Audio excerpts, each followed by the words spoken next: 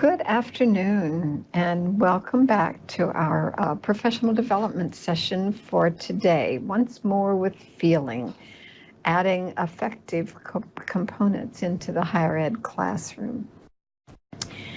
And we're starting out again just with the basic introduction to WebEx. WebEx is the conferencing tool or synchronous tool that we use within Canvas, and there are a number of different ways you can go about it. The one that you typically will use in your own class is the Training Center.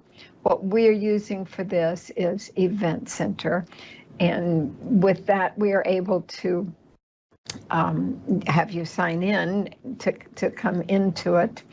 And we also have a host. So let me go to that screen where we can talk about that. Jade is with us today as our moderator and our host. She is the one that communicates with you through the chat room. And so she's your personal contact. She's your go-to person for this. You can put messages in the chat room, and you can also raise your hand if you want to speak, and I encourage you to do so throughout the whole thing. As the presenter, I get to talk and I get to share my screen as well. As participants, you can use the chat room, and you can also speak, and if you wish to, and Jade will unmute you so that you can speak. So that's the basics for WebEx. We are trying something different, something new, another tool that's available to us in WebEx today. And so we're going to see how that works out, and I'm relying on Jade's expertise here because we're coming up to that. So I have two questions for you, and we are going to do a poll for those questions. So well, I think we're going to, otherwise okay. So here's the first question.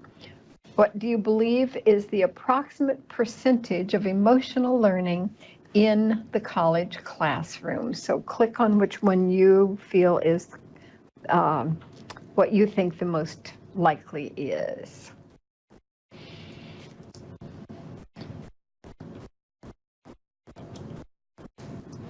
All right, so 2 of 10 people felt like it was 15%, 3 felt it was 25%, 3 felt like it was 50%.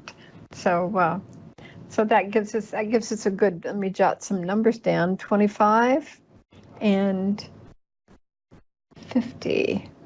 Okay, so our next question. What would you say is the approximate percentage of emotional learning that takes place in your classroom?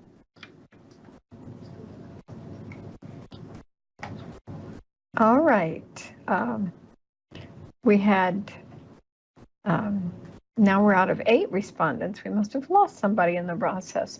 1 feels like it's 15%, 5 feel like it's 50%, and 1 feels like it's 75%. So that gives us kind of a feel for where we are and what where we're headed in this session for today. So I am calling this PD session more of a book club. Now I realize that's probably a bit of a stretch since you didn't know we had a book that we were reading. So you have become a part of our part of my book club, and I will let you know that we aren't going to cover the whole book today anyway. I just have some parts of it. But what we are doing, and I will hold this up, is a book that I have found, Sarah Rose Kavanaugh, The Spark of Learning, Energizing the College Classroom with the Science of Emotion. So that gives us a feel for what we think might be going on. And most people don't think of the affective component as being in the college classroom. So we're going to take a look at what she has to say. Much of almost a high percentage of the book is totally based on research. The rest of it is some things that she and a few have tried out, not empirical research, and yet still some good perceptions on things. So the perception of teaching in higher education, generally we think of it as being a lecture format, dry, probably a bit unemotional. However, Kavanaugh says that teaching, most of this we all know, or the first part of anyway, teaching should motivate our students to want to get something, to learn something out of it, to educate them. But she also says that teaching should target the emotional aspect of us, because it is an integral part of learning. In neuroscience, it had with the updates and the new things coming up in neuroscience, they have shown that the emotions, motivation, and learning are all intertwined throughout the brain, that it's not a single one, something happens and then something else happens in another part. It's all intertwined and interconnected through there.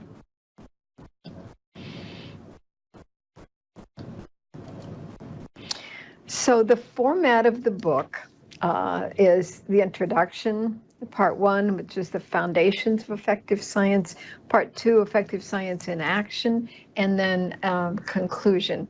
And we're going to look at a little bit at the introduction, some of the introduction today. We're going to look at part of part 1, but not all of it, because she has a whole section on the neuroscience part, which is really fascinating.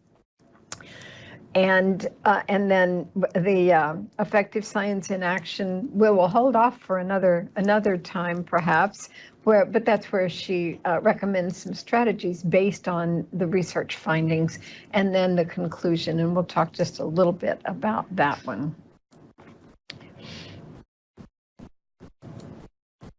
All right. So this is where we're going to our next poll. About the emotions being involved in decision making. So the first question on the next poll, please.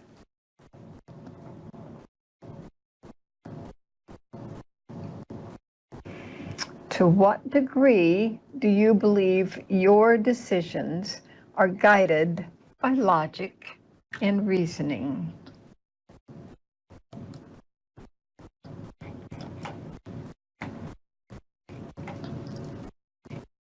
Okay. 2 said seldom with logic and reasoning. 2 said somewhat. 3 said mostly. And 2 said always. So that's that gives us a good perspective. So let's take a look at the second question on that one then.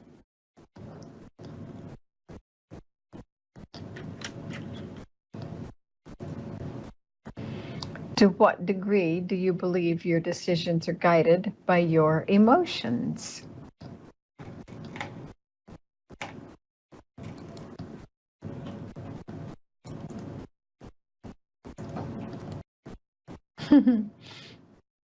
Okay. 1 said seldom are my emotions involved in my decisions. 2 said somewhat. 3 said mostly, and 1 said always. So that gives us a little bit of a perspective on how we perceive our own emotional makeup. So you may be in for some surprises here.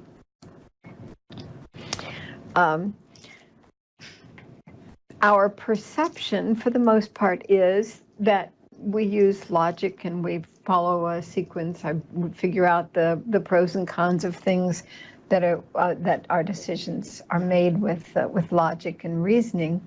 However, the actual research-based response is that as we're going through this process, that we feel like is a logical process for doing it, as we're considering all the possible alternatives for a decision, we're thinking about the impact. Well, if I do this, what will happen then? And then what? And then how does that, how does that work out? And those are bringing the emotions into play. How am I going to feel? What's it going to do? How's that going to make things happen? This process is done almost always very quickly. Of course, it depends on the intensity of the decision, but it's often even not a conscious decision. Anything from which type of apple do I want to pick up today at the store to what are we going to do? We need to get a car. How's that going to happen? So all of these things, the way we balance things back and forth while we think of it as being logical, it truly is, has a high emotional piece involved with it.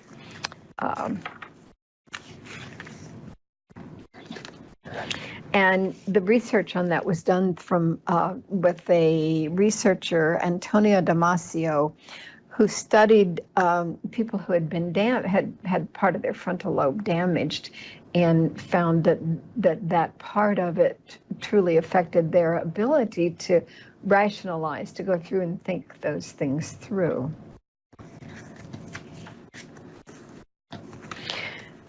So, yeah. The research has shown that our emotions guide all of our decisions.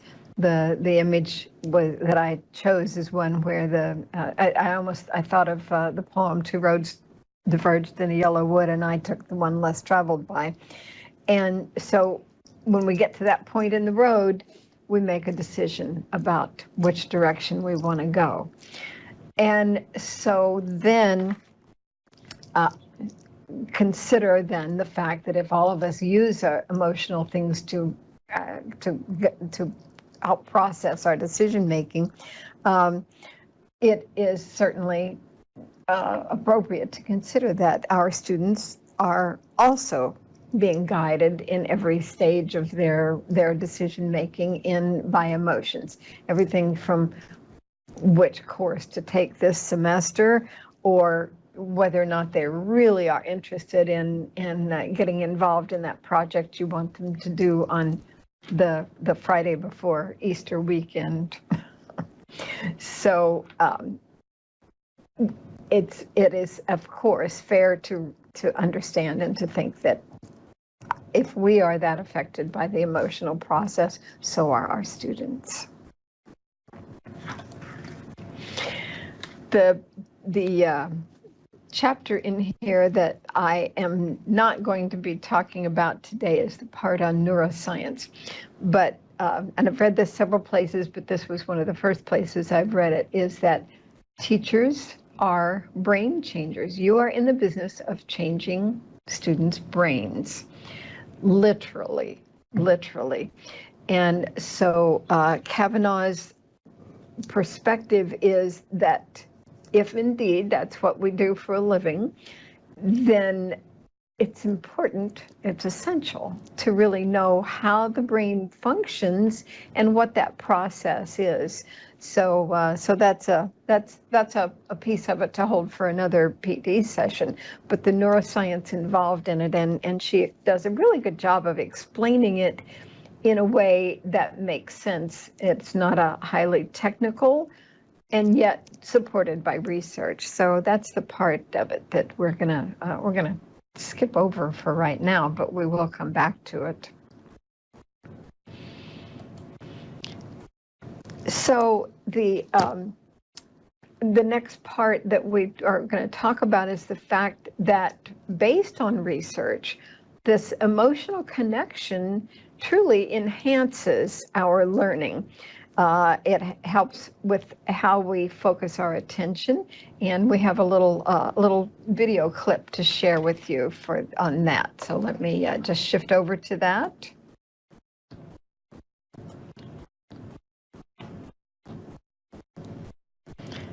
Selective attention test.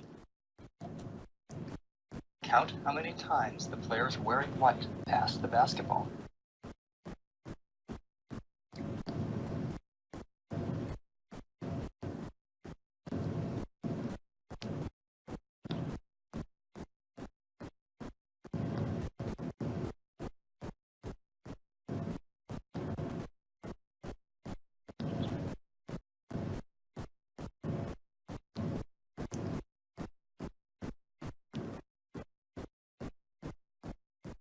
How many passes did you count?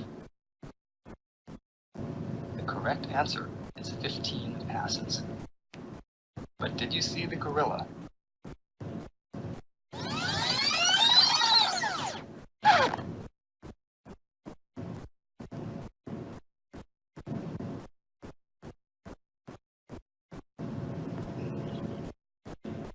This video is from research by Daniel Simons and Christopher Chabris and is copyrighted.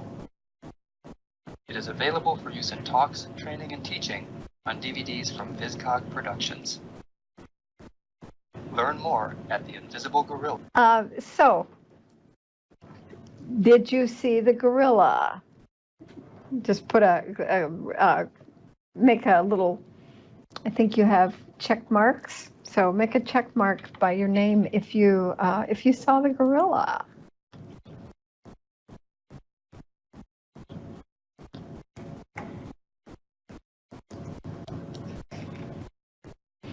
Anybody want to make a comment? In the trials that she has done with that with the video and numerous places, the research that's been done on it is generally at least 50% of the people do not see the gorilla that comes through in that, and that's. Judy, do you want to do a poll? Yeah, can we do a poll? Sure. Thank you. Wow, that was.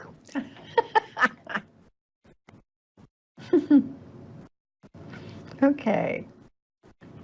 5 people did not want to acknowledge that they might not have seen it, but it truly is. When we are focusing on what the task was, it's easy to eliminate that, and we tend to think of our attention as being, we're taking everything in, and it's just a matter of what we're focusing on, and yet there can be things like the gorilla happening that we're really totally not aware of. And when it comes then back to coming up with the memory piece of it, if you were not focused on it at the time that it happened, then you can't even pull it out of memory because it never went in there in the first place. Some interesting concepts on that. So think about your drive into wherever your office or wherever you are today. How much of that drive were you consciously aware of, and how much of it just kind of happens? It's always when I recognize the fact that I'm at an exit, if I'm driving on the interstate or something, I realize I'm at an exit that I did not remember getting to. It's always a bit of a shock. And we hear about a lot of things where witnesses at a crime scene all invariably have different perceptions and different things that they focused on and remember. So the attention piece of it is that a huge piece of it. And so again, taking it back into the classroom, our students are also, if they are tired or hungry or focusing on thinking about something that's going on at home, then they're not as inclined to be with us in the what we're doing. The other piece of it that she references in there has to do with working memory, and she compares this to the to the computer, the RAM in a computer, and there's a certain limited specific amount of RAM in the computer, which is the short-term memory, and it will can focus on numerous things. I tend to have quite a few windows open on mine, and then every once in a while things just get bogged down. Lisa said, it scares me when this happens. I drive all the way home but don't remember how I got home. Yeah, it is. It's a scary feeling. Yeah, you get to where, fortunately, you do get to where you're going for the most part. And yeah, Maslow's hierarchy of needs, definitely. Yeah, it's a funny feeling, but when we realize that is what we do, I've been, since I read that piece in here, I've been trying to really be a little bit more focused on where I am and how I got there. So, yeah. So the working memory is they compare to the RAM in a computer, that it is like it's a short-term memory, and it's there for a little while, but unless something happens to cause it to go into long-term memory, then once you move on to the next thing, that piece of it is gone, unless there is some connection to make it go into the long-term memory. And please know that any of you that want to, you're welcome to speak up or join in. Excuse me. So again, with the emotions enhancing our learning, the idea of memory consolidation. If I asked you what you were doing at 12:15 on February the 4th, would you know? Unless that happened to be your birthday, you might not.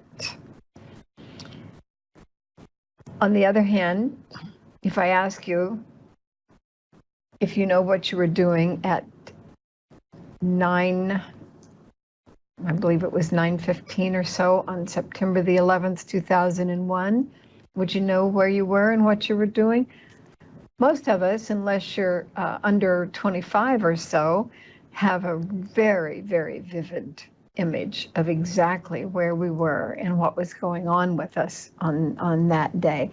That's the impact of that flashbulb memory. Something that, and that's because the emotions were triggered, were tied up in that whole piece of it.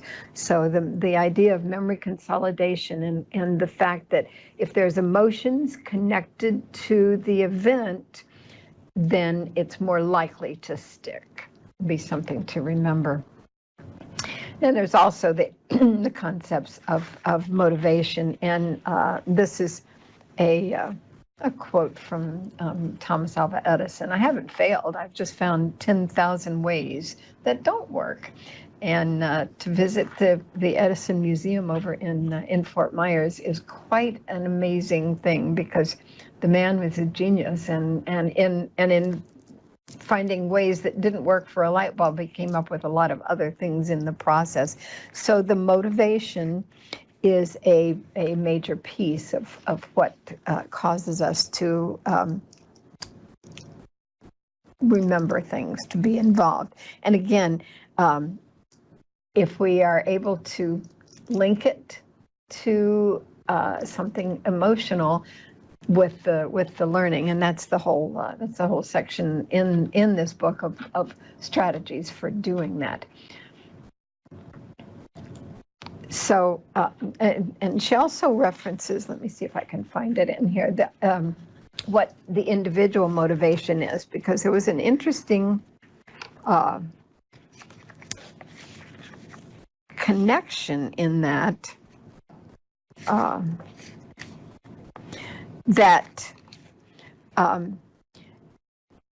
being in a negative mood emotionally when something happens can often lead to greater accuracy. So it's not saying that we have to be positive and upbeat and the rose-colored glasses all the time, because negative moods can often lead to better accuracy and more careful responding and less use of unreliable information. However, Positive moods do tend to lead to greater creativity, better self-generated inferences, and a better organization of the knowledge. So there is a place for both. It's not saying that as a teacher we have to constantly dedicate ourselves to trying to be positive and upbeat, although most of us tend to leave whatever's going on personally outside the door when we walk in the classroom. But we still, there is a place in the learning process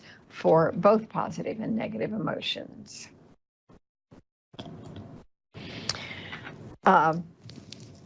There is also the impact of what they refer to as emotional contagion. And she talks about the Facebook experiment.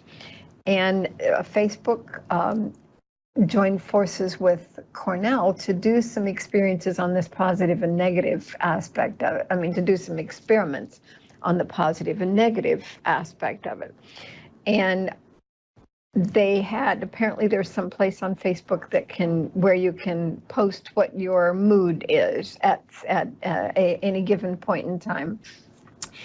And the experiment that they did was to, for those that were indicated that they were mostly happy mood, they would change, the only thing that they changed, the only thing they affected, they certainly didn't affect anybody's post, and they didn't withhold anybody's posts or anything like that, but what they did was just change the focus of the news feed that was coming into the Facebook account, and definitely felt that even in something as seemingly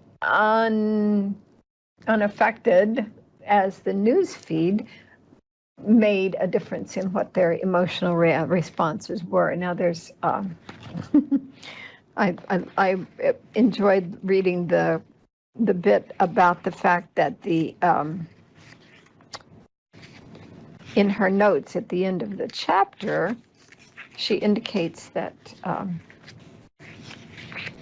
where is it? She said, usually if we're experimenting with human beings in this way, randomly assigning them to conditions that may change their experience for a brief time, you have to obtain their permission first. No kidding, right? However, Facebook said they sidestepped this requirement by claiming that the study fell within the parameters of the data use agreement that its users acknowledge when they sign up. So, and it was a massive one. The other thing that they mention is is what they refer to as the crossover effect. They call this emotional contagion crossover. Let me see where we.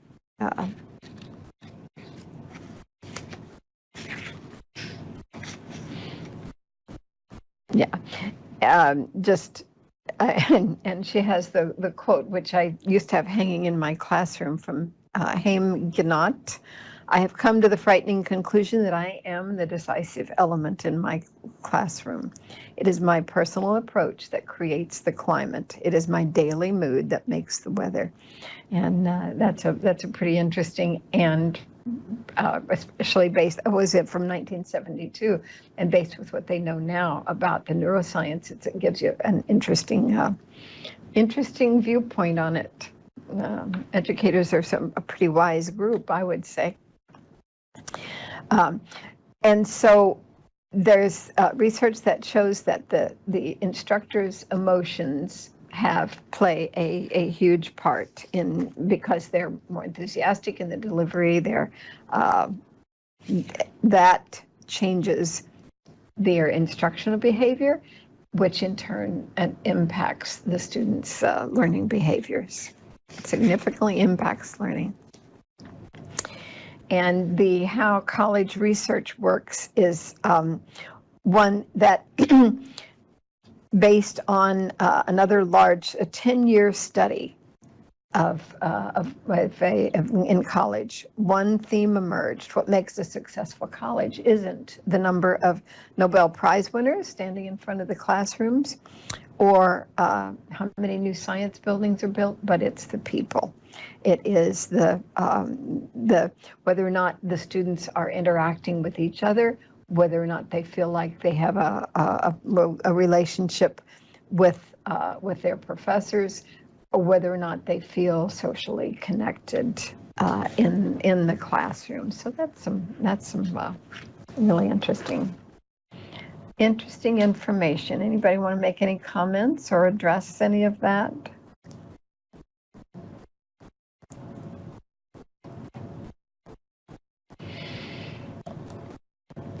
Okay, so I would like for you to bring to your mind your favorite fictional teacher. I don't know if we want to do a short answer thing where we can just have them write in a response, or am I putting you on the spot? If they want to do a chat, let me see if I can.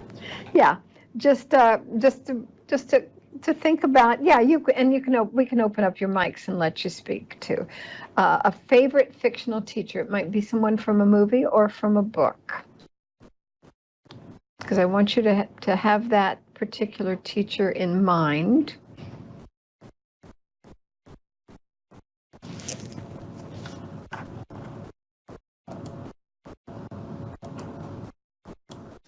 Joe said Sherlock Holmes. Ah, okay. Yes. Definitely, Lisa.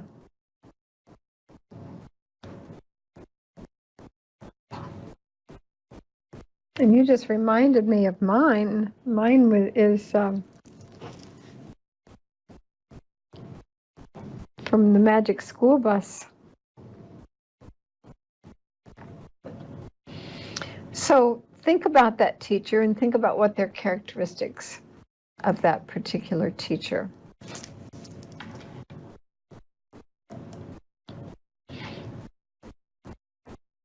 So let's raise your hand or speak up to share what some of the characteristics are of the teacher that you have in mind. Okay, Lisa, focusing on the whole person.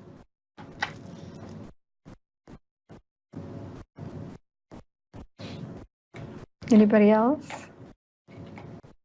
Many people think immediately of the Dead Poets Society. Yeah, truly understands the importance of acknowledging SEI, social emotional intelligence. Yeah, definitely.